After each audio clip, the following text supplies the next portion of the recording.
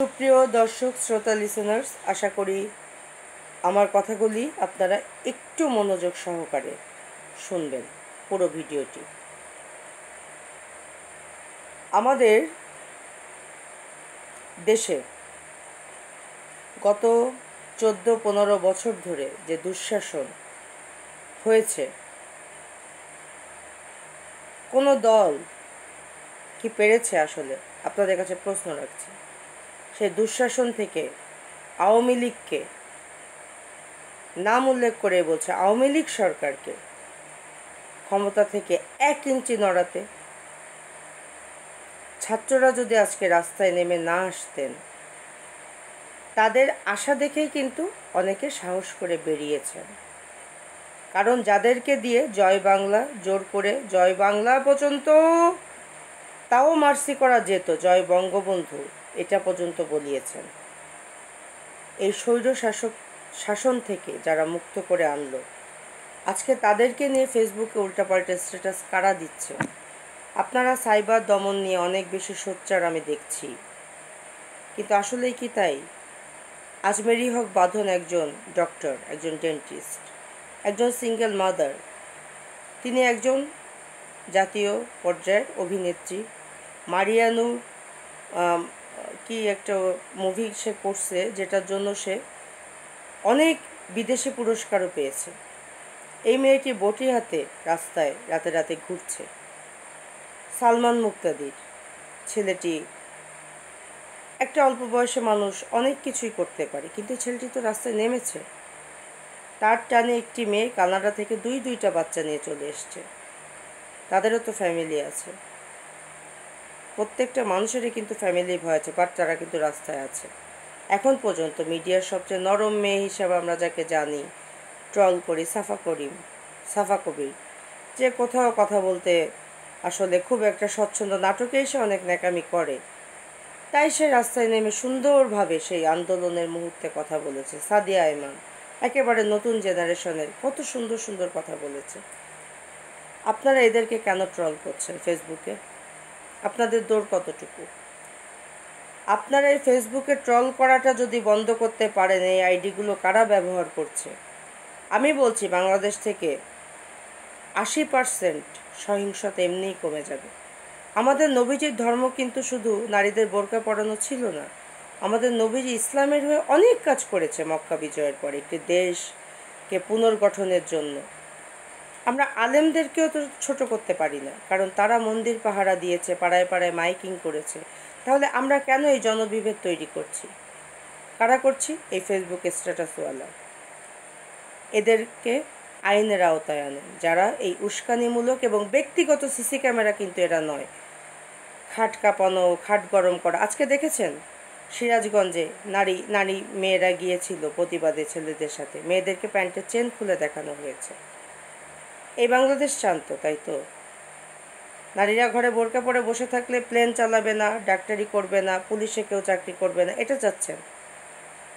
আপনাদের মোটিভ কি তাই? আমরা তার জন্য রাস্তায় নেমেছি ছাত্র সমাজ। আপনারা গঠনমূলক একটা বক্তব্যও দিচ্ছেন কোথাও? আপনারা ফেরদৌস, রিয়াজ, জায়েদ খানকে চোখে দেখেন না? তনু হত্যা মামলার বিচার নিয়ে কোনো কথা বলেছেন? মুনিয়া কি আমাদের বোন নয়? কোথায় সে আনভির সাহেব, যিনি সবসময় প্রধানমন্ত্রী, আমাদের প্রাক্তন প্রধানমন্ত্রী কোলে কোলে বসে থাকতেন? সব জায়গাতে তিনি জাতীয় একজন হিরোর থেকেও বেশি মর্যাদা নিয়ে চলাফেরা করে। তার সম্পদের হিসাব নিচ্ছেন না কেন এখনো? সে কোথায় আছে? এই তারকাগুলোর প্রতি সবসময় 2008 সালের পর থেকে আসিফ আকবর গান করতে পারেনি, মনির খান গান করতে পারেনি। তারকাদের উপরে আক্রোশটা কেন সবসময় আগে আসে? বিনোদনের জন্য তো এই রাতের রানী যদি কাউকে বানিয়েই থাকেন, এই পরিমণি থেকে শুরু করে, ভোগ তো আপনারাই করেছেন। এজন্য এই সংস্কৃতি আপনাদের কাছে বেশি পরিচিত।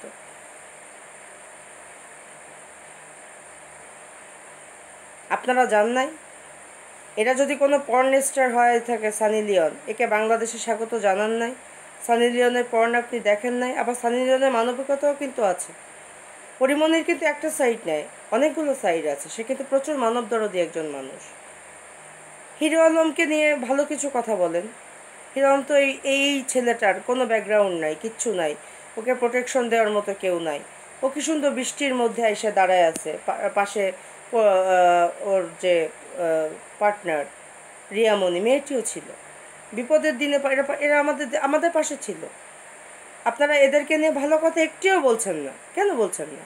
এবং আলেম ওলামাদের উস্কে দিচ্ছেন কেন? মাওলানা ইউসুফজাইয়ের স্কুলে যাওয়ার জন্য আফগানরা গুলি মেরেছিল, আল্লাহ তাকে নেক হায়াত দিয়েছিল। এই মেয়েটি আজকে জাতিসংঘের অনেক বড় একটি পর্যায়ে কাজ করে, সে একজন শান্তির দূত হিসেবে কাজ করে। আপনারা কি চান যে বাঁধনরা দেশ ছেড়ে চলে যায়? থাকবে কারা তাহলে দেশে? তাহলে 15 বছর কেন পারেননি এই আইনঘর খুঁজে বের করতে? 15 বছর কেন ডিবি হারুনরা শাসন করেছে? 15 বছর কেন বেনজিরের সম্পদের হিসাব আপনারা বাজেয়াপ্ত করতে পারেননি? আজকে রাতারাতি ছাত্র সমাজ একটু, তাদের তো রক্ত গরম থাকবে। তাদের রক্ত গরম না হলে, তারা যদি আজকে যদি আবু সাইদ বা মুগ্ধ না মরত, বাংলাদেশ কোনো দিন এত বড় বড় কথা বলতে পারতে না। জয় বাংলা কে না বলেছে? আমাকেও তো দিয়ে বলানো হয়েছে, আমি তো বলতে চাইনি। আমি জিন্দাবাদও বলতে চাই না, বারবার বলছি একই কথা স্পষ্টভাবে।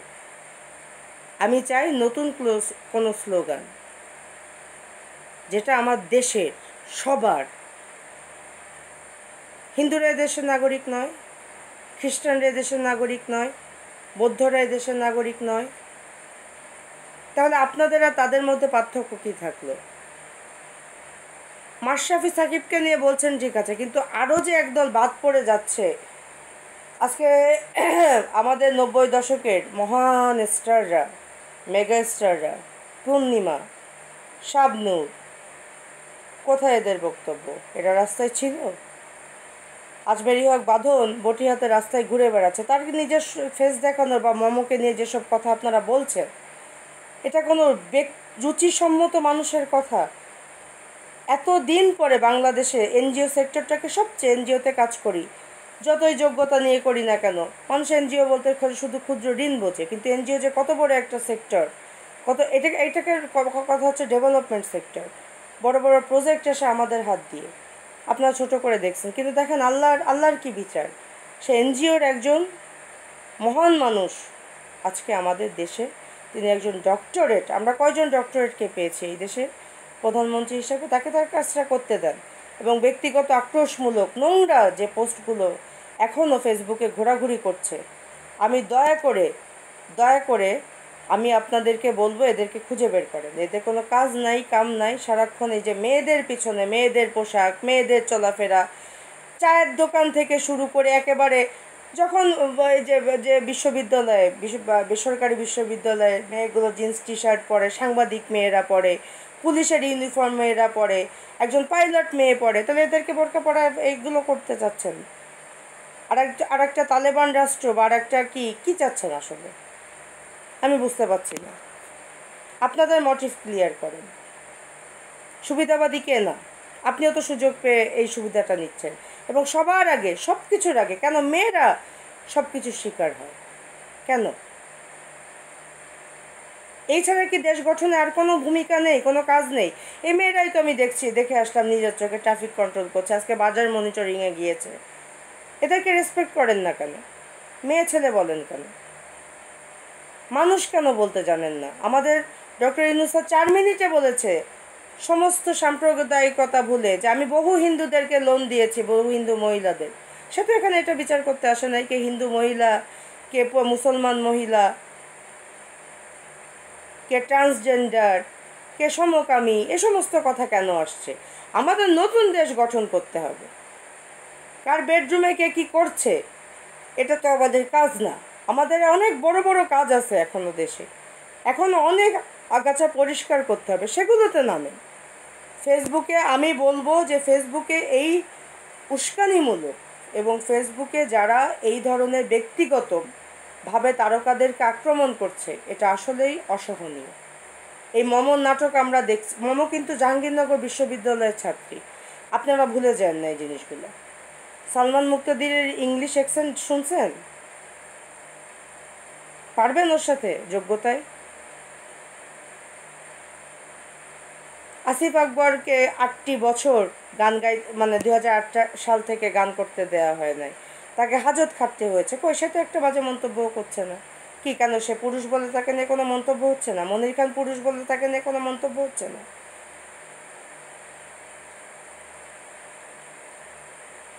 আমি চুল ছোট রাখবো না বড় রাখবো, আমি দাড়ি কামাবো না আমি দাড়ি রাখবো, আমি কি খাবো কোন ওক্তে, এটা ঠিক করে দেওয়ার জন্য কিন্তু আপনাদেরকে এখানে আনা হয় নাই বা আপনাদেরকে ফেসবুক দেওয়া হয় নাই। আপনারা আপনাদের কাজটি ঠিক মতো করেন। আর যারা দেশের কাজে নেমেছে তাদেরকে পারলে সহায়তা করেন, না পারলে চুপ থাকেন, কিন্তু তাদেরকে নিয়ে একটি বাজে কথা বললেন না। এবং যারা এই আইসিটি মন্ত্রণালয়ে আছে আপনারা বিশেষভাবে মনিটরিং করেন, এদেরকে সম্মান দিন প্লিজ, সম্মান দিন। এরা সম্মান পাওয়ার যোগ্য, না হলে পারতেন না, পারতেন না। আবু সাইদ না বললে পারতেন না, আবু সাইদ বুকটা পেতে না দিলে, মুগ্ধ না বুক পেতে দিলে পারতেন না।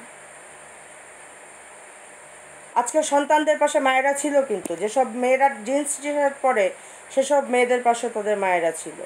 মায়েরা দরকার হলে কিন্তু আবারও রাস্তায় নামতে জানে, তাদের সন্তানরা যদি এইভাবে নিগৃহীত হতে থাকে। আলেম ওলামাদেরকে আমরা সম্মান করি সবাই, প্রত্যেকে। আমরা পুরোহিতদেরকেও সম্মান করব, আমরা যারা যাজক তাদেরকেও সম্মান করব, আমরা যারা বুদ্ধদের অনুসারী তাদেরকেও সম্মান করব। এটাই তো আমাদের এজেন্ডা। এই এজেন্ডাকে সামনে রেখে দেশকে কিভাবে প্রগতিশীল করা যায়, স্যার কিন্তু বলেছে যে ইউরোপ আমেরিকা দেখেছেন রেমিটেন্স কত বেড়েছে, দেশে ধর্ষণ থাকবে না, কিছু থাকবে না। আপনারা মেয়েদের থেকে আপনাদের কুদৃষ্টিটা সরিয়ে নেন। শুধু বোরকা পরা মেয়ে তাহলে ধর্ষিত হতো না, 6 মাসের বাচ্চা ধর্ষিত হতো না, বোরকায় যদি একমাত্র সমাধান হতো। So please stop this nuisance. ভালো থাকেন।